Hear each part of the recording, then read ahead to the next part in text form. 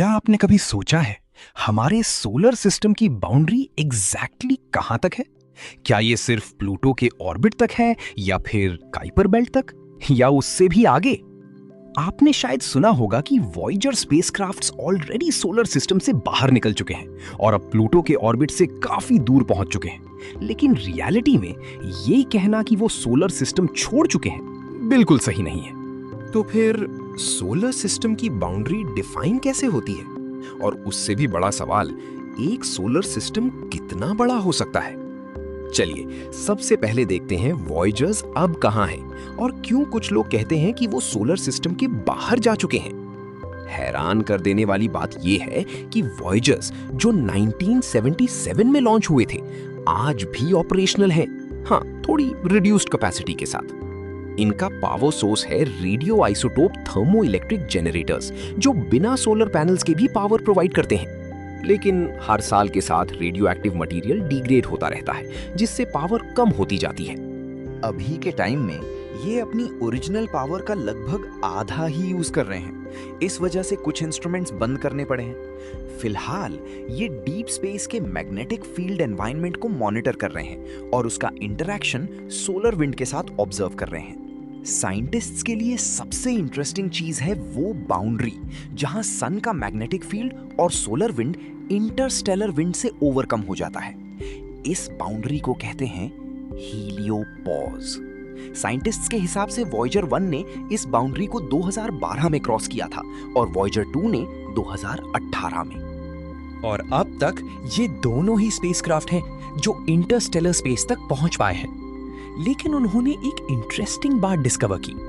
ये बाउंड्री कोई perfect spherical ball नहीं है, बल्कि ये काफी इररेगुलर, बबली और एसिमेट्रिकल है। जैसे प्लैनेट सन की तरफ फेस करते हुए अपने मैग्नेटिक फील्ड का टेल पीछे छोड़ देते हैं, वैसे ही सन का मैग्नेटिक फील्ड भी इंटरस्टेलर विंड के अगेंस्ट पीछे की तरफ स्ट्रेच होता है। हमारे सोलर सिस्टम मिल्की वे गैलेक्सी के सेंटर के अराउंड घूम रहा है, जिसकी स्पीड है लगभग 8 लाख किलोमीटर्स पर आवर। और जब ये मूव करता है तो ये इंटरस्टेलर मीडियम में से गुजरता है और इसकी रिलेटिव स्पीड लगभग 80,000 किलोमीटर्स पर आवर है।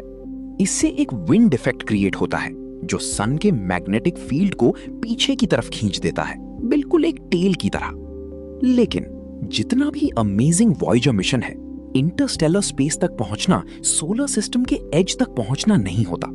सोलर सिस्टम की एक्चुअल बाउंड्री डिफाइन होती है ग्रेविटी से। इस बाउंड्री को कहते हैं हिल स्फीयर। हिल स्फीयर वो रीजन होता है जहां किसी ऑब्जेक्ट की ग्रेविटी बाकी सब ऑब्जेक्ट्स की ग्रेविटी से ज्यादा पावरफुल होती है। जैसे मून अर्थ के अराउंड ऑर्बिट करता है, क्योंकि वो अर्थ के हिल स्फीयर के अंदर है। अर्थ की ग्रेविटी मून पर सन से ज्यादा इफेक्ट करती है। इसी तरह मून के अराउंड जो सैटेलाइट्स ऑर्बिट करते हैं वो मून के हिल स्फीयर में होते हैं, और सोलर सिस्टम के अंदर जितने भी ऑब्जेक्ट्स हैं वो सब सन के हिल स्फीयर के अंदर हैं। यही है सोलर सिस्टम की असली बाउंड्री। लेकिन एक ट्विस्ट है, हमारे आसपास के स्टार्स इवनली डिस्ट्रीब्यूटेड नहीं है। इस वजह से सन का हिल स्फीयर परफेक्ट स्फेरिकल नहीं है। For example alpha Centauri system, जो लगभग 4 लाइट ईयर्स दूर है, उसमें 2 सन लाइक स्टार्स हैं। इसलिए उस डायरेक्शन में क्योंकि ग्रेविटी ज्यादा स्ट्रांग है और सन का इन्फ्लुएंस वहां कम हो जाता है। दूसरी तरफ बार्नार्ड स्टार है जो 6 लाइट ईयर्स दूर है और काफी छोटा रेड ड्वार्फ स्टार है। इस डायरेक्शन में सन का ग्रेविटेशनल इन्फ्लुएंस ज्यादा दूर तक स्ट्रेच करता है और बाउंड्री के पास जो ऑब्जेक्ट्स होते हैं उनका ऑर्बिट बहुत अनस्टेबल होता है। सन की ग्रेविटी वहां बहुत वीक होती है, ऑर्बिट बहुत स्लो होता है और छोटा सा डिस्टर्बेंस भी ऑब्जेक्ट को बाहर निकाल सकता है। इसीलिए साइंटिस्ट्स मानते हैं कि safe orbiting distance maximum 1 light year तक हो सकती है, जबकि हिल स्फीयर 2-3 लाइट ईयर्स तक स्ट्रेच कर सकता है। तो फिर इतनी दूर क्या है? क्या वहां कुछ एग्जिस्ट करता है? हाँ, कुइपर बेल्ट से भी काफी आगे 1 से 3 लाइट ईयर्स की डिस्टेंस पर एक रीजन है जिसे कहते हैं ओट क्लाउड। ये एक ह्यूज रीजन है जिसमें बिलियंस या ट्रिलियंस आईसी ऑब्जेक्ट्स हो सकते हैं। साइंटिस्ट्स मानते हैं कि यहीं से कॉमेट्स आते हैं जिनका ऑर्बिट टेंस ऑफ थाउजेंड्स या लाखों सालों का होता है। आपको आइडिया देने के लिए वॉयेजर 1 को ओट क्लाउड के स्टार्ट तक पहुंचने में ही 300 साल लगेंगे और पूरा क्रॉस करने में 30,000 से 1,50,000 साल। स्पेस की डिस्टेंसेस लिटरली माइंड ब्लोइंग हैं। और याद रखिए, इतनी दूर तक भी हम अभी सोलार सिस्टम के अंदर ही हैं। अब सोचिए, ऐसी कितने सोलार सिस्टम्स यूनिवर्स में होंगे? और सबसे बड़ा सवाल, एक सोलार सिस्टम कितना बड़ा हो सकता है? थ्योरी के हिसाब से किसी भी स्टार का मैक्सिमम मास लगभग हमारे सन से 150 टाइम्स ज्यादा हो सकता है। लेकिन कुछ स्टार्स इस लिमिट को चैलेंज करते हैं, जैसी R136A1, जिसका मास लगभग 300 सन्स के बराबर है। लेकिन ये स्टार एक डेंस क्लस्टर में है, जहां नियर बाय स्टार्स की ग्रेविटी उसके हिल स्फीयर को छोटा कर देती है।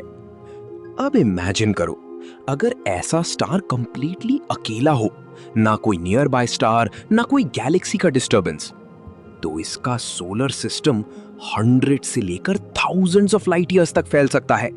इतना बड़ा कि एक छोटी गैलेक्सी के साइज के बराबर हो सकता है। और अगर यूनिवर्स में सिर्फ 2 ही ऑब्जेक्ट्स हों, तो वो एक दूसरे से बिलियंस लाइट ईयर्स दूर होते हुए भी ग्रेविटेशनली कनेक्टेड रह सकते हैं, क्योंकि ग्रेविटी डिस्टेंस की परवाह नहीं करती, वो बस एग्जिस्ट करती है। तो हां, solar systems already unimaginable size के होते हैं और सही कंडीशंस में ये और भी ज्यादा मैसिव हो सकते हैं। इस सब के बाद एक ही थॉट रह जाता है, यूनिवर्स सच में एक फैसिनेटिंग जगह है। थैंक्स फॉर वॉचिंग और मिलते हैं नेक्स्ट टाइम।